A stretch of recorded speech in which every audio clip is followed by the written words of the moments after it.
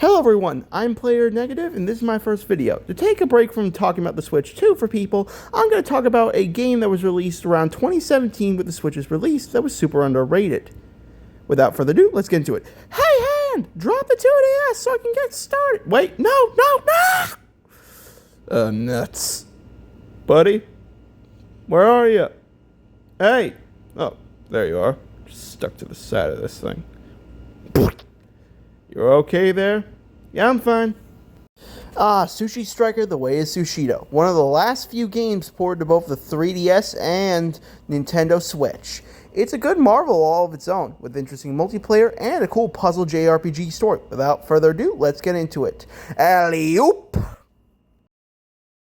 So right off the bat, the game begins with a simple screen, nothing else, nothing too fancy. I actually skipped the anime opening with a really good banger soundtrack, mainly because of YouTube's copyright laws. So,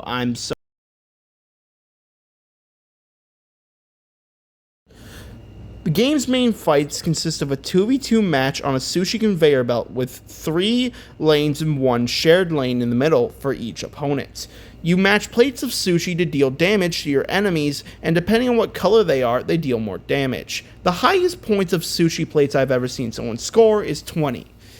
And in this game, there are various RPG elements like power-ups and various other things that can assist you, as well as sushi sprites, which are basically your equivalent to Pokemon, minus the animal abuse. Each sushi sprite has different abilities that when you eat sushi, or a particular type of sushi in their catalog, fills up a gauge with different abilities that can assist you in fights. The gameplay honestly is a good learning curve, but I do hate the factor that a lot of the objectives don't actually focus on the real fight and focus on using certain tools or just winning with a certain amount of health, even though you can kill an enemy without dying at all. Which kind of feels like a disappointing aspect for speedrunners, but then again, this is Nintendo. They were probably super pushy about this. So honestly, I don't know. There's also various different types of bosses.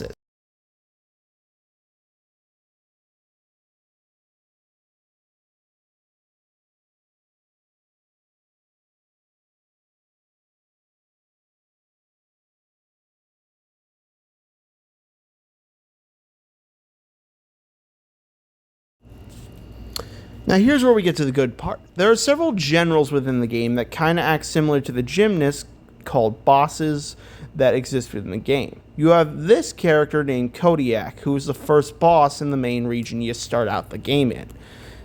The main character, known as Musashi's goal is to save his master Franklin from the Empire, that's just their name, the Empire, that basically kidnapped him and forbids sushi. Which at first sounds like a silly concept until you understand the lore that humans basically polluted the world and caused everything to go to destruction, that basically fish were reborn as Japanese deities and brought sushi back in the world. But also, if you read the catalog, you'll see that there's other types of food that count as sushi, like strawberries and apples, meaning that they literally destroyed half the entire world's food supply. Being that half of the entire world's food count as sushi, and that basically this empire was starving people to death. Apart from that, the bosses are very intuitive. Some of them have special gimmicks and abilities exclusively tailored to them that you gotta learn how to counter. For Kodiak, it's the buff buffet attack, where you can scrounge up multiple stacks in less than a few seconds and deal heavy amounts of damage. There's also various other bosses with their own quirks, but I don't want to spoil that for you too much. I want to make sure that you all get your own fill of this game, just like a nice filling plate of sushi. Overall, some of the fights are really nice, including various other bosses such as General Osprey, Priscilla, and Tiburon, which is one of the last generals you get to fight. Which, if you learned anything from an empire in another franchise you may have heard of, things might be a little bit different from you. Also, there's the ranking system. The game focuses on a similar ranking system to Sonic, but it's more based on certain objectives that honestly most people aren't going to pay attention to, like win with a certain amount of health, when you can beat the enemy up without dying, use a certain weapon when everything else could be better, and kill the enemy with a certain amount of damage that you normally can't obtain unless you're a speedrunner. Then there are the sushi sprites. Like I said, they're similar to Pokemon with various different abilities. Certain ones can help your lanes, give you healing items, give you special weaponry, or add different things. Jinrai, your main sushi sprite, has the Sushi Bonanza ability, which allows him to copy multiple plates of the same color. Little hint, if you grab one plate that is a high damage percent and link the rest of them all up, they are all that one color, causing heavy damage. You have runaway lanes, which allows you to speed rails of your opponent and yourself, preventing him from getting any quick matches. Plate breaker, which can break the enemy's stacks. Sushi shield, which can block attacks. Sweet's paradise, which can heal you in times of desperation. And HP hunter, which can steal other people's health. Overall, there are there's over 100 more sushi sprites you can collect, which leads to a lot of different abilities and attacks to mix up your fights. Though I do wish that the game made it more of a necessity, since I basically beat the entire thing with just the first 3 characters you get. Then there's a diegetic UI, showing off Musashi's jacket and all his various items. These items can be very helpful in various different situations, including certain things like your sushi sprite catalog, all your supporting items, and various other things. For starters, you have your striker gears, which change up the speed and movement of your lanes. Some of them can be helpful, some of them are for difficulty curves, and some of them are for something else entirely. You have your favorite sushi, which is basically if you eat this one sushi a lot, you can slightly regain health. And then you have certain supporting items like these small revival beans, which are basically the Zulu beans ripped straight out of Dragon Ball, where if you eat them, they heal you, except only by a little amount. You can also get larger ones that can replenish your health at larger rates, but they're harder to get. You earn these by beating up opponents or certain generals in certain fights.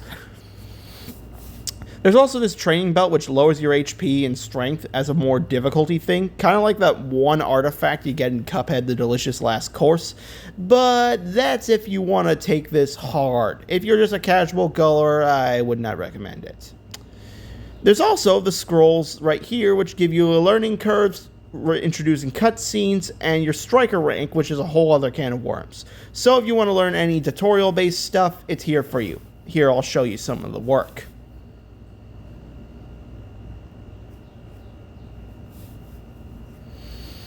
It's pretty basic stuff, and the skill gauges I was talking about earlier. And you can find more information on anything you would want to know. However, there is one little detail I don't like about this. When it comes to the advantage tactics spar, there is one little issue. There are no diagrams or images showing everyone, and that's not me being a big old, there's no pictures in the book, idiot. This is actually because one particular combo or rule in this game is the vein of my existence in some of them.